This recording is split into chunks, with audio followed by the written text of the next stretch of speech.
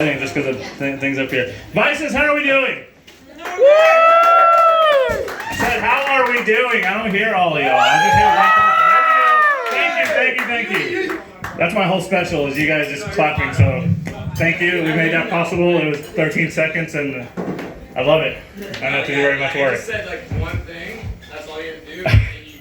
So first off, I did some research for you, Sarah, because I wanted to help you out so much. Because I heard your biggest grief right now and this time in tax season is Dewey, Texas. And sadly, there is no essential oil that helps with that. But I tried. What about salt whips? Mix! Line them all. Just do everything you can. It sucks, regardless. So, before I get to what everybody's been wanting to hear about, because we took a trip to Texas Friday, I spent like 14 hours with Sarkaz, so luckily I'm still here. Before we get started, so I was reading some stuff because obviously, like, I don't know how many of y'all have kids. I have kids, and I was reading this article. They were talking about ways to keep kids secure, keep track of them, and they said we're gonna put GPS chips in their shoes so you can track these kids. And my first thought was, that's the first thing they lose is their shoes. I don't need to find their shoes, I need to find the kid. Like, let's just start chipping them, I guess. But I was like, don't put it in their shoes. I don't know how many times I've walked through the whole store and my kid's lost his shoe before we even got there. I was like, so my kid's gonna be in the car, but I lost him in the store. I don't understand this. Like, that's not gonna help anybody. So that was my thing. That's my little rant. Like, somebody, obviously they don't have kids. They don't know what they're talking about.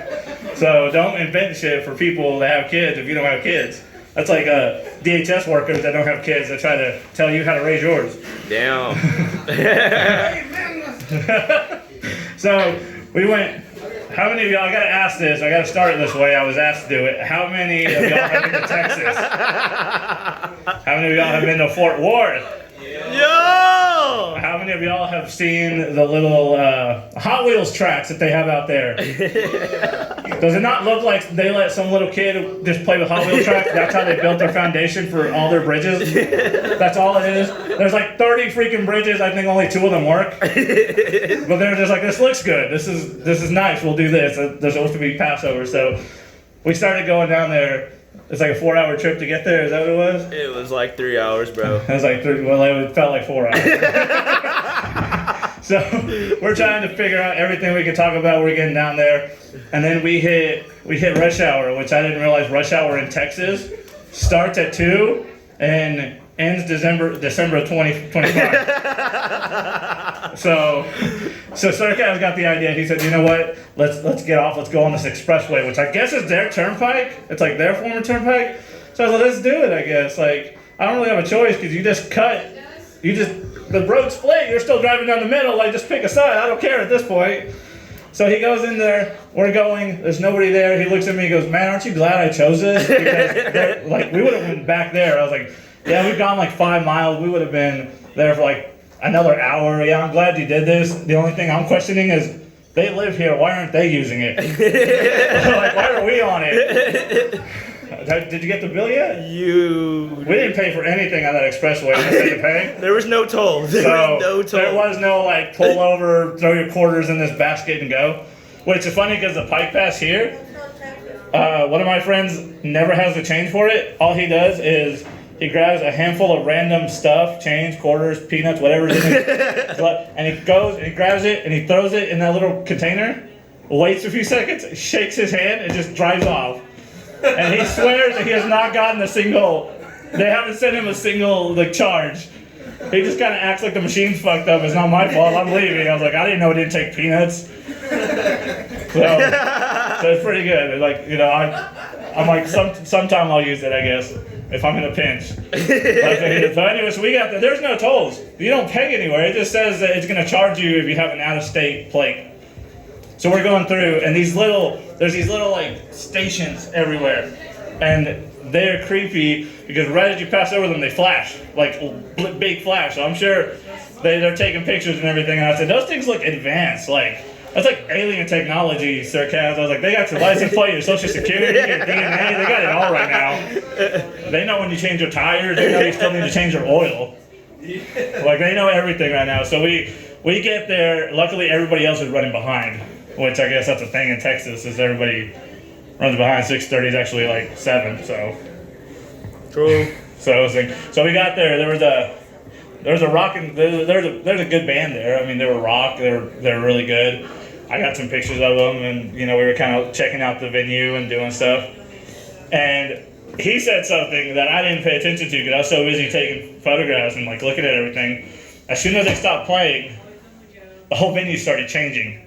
Like 2 people would walk out and 2 more would walk in, but it'd be a whole different crowd. So it goes from like this country crowd to a rap scene all of a sudden, and everyone's they're just kind of swapping, and I'm just like, all right, this is pretty cool. Like like they're getting ready. Like this is 2 shows in one night, and the place looks different already. That's pretty awesome. But we started listening, so all of these guys, I don't know what to say. It gave us a new respect for what Oklahoma rappers do. Woo! Because these guys don't rap over their own lyrics. Woo! These guys take those instrumentals and they do it and they lay it down and they show you the work they're doing. Over there, it was like karaoke, like terrible car karaoke. That's what it was. I was like, you want to do this? We have a 4-hour trip. Just hop in the car with us. We'll just put whatever music on. That's what it felt like.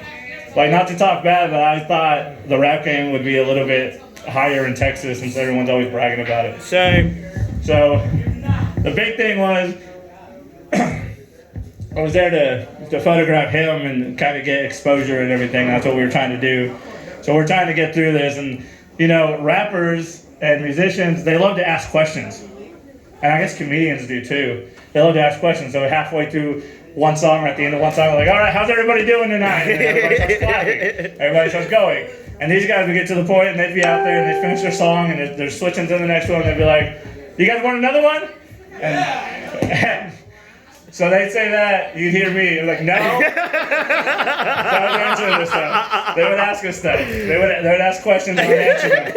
Literally answer them. Loud enough, I'm sure they heard me a couple of times. They're like, how do you guys like that? I'm like, I don't. half the time, so I had a backpack on. I was so tired, I was like, I gotta sit down. I gotta rest. So I'd sit down, and then I'd get tired of that, so I'd stand up, because I was like, I know I'm gonna be sitting for like 3 hours later in the car, so it's like, do I wanna really do it now? So every time I got up, you can ask him, as soon as I got up, somebody would be like, everybody get up! And I'm like, no, I'm sitting. Where's my chair at? So the biggest thing I remember about this night, and the biggest draw that I got from it, and I saw it, and I was like, this is kind of weird. So we were at a bar. I thought, there were certain rules in bars, but there was little kids coming in.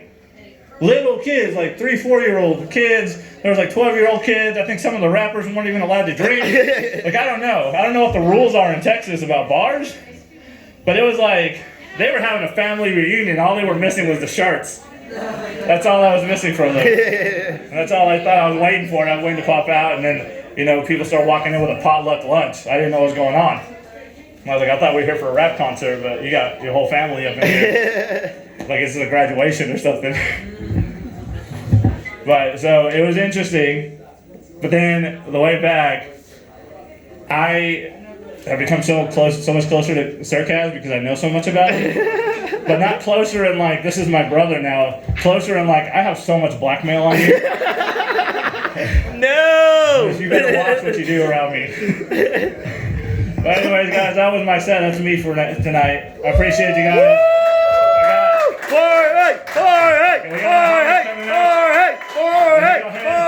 Thank you so much. Let me go ahead and introduce TA and Xenofish. They're going to come out. They're going to walk the stage. They're going to make you forget I do comedy.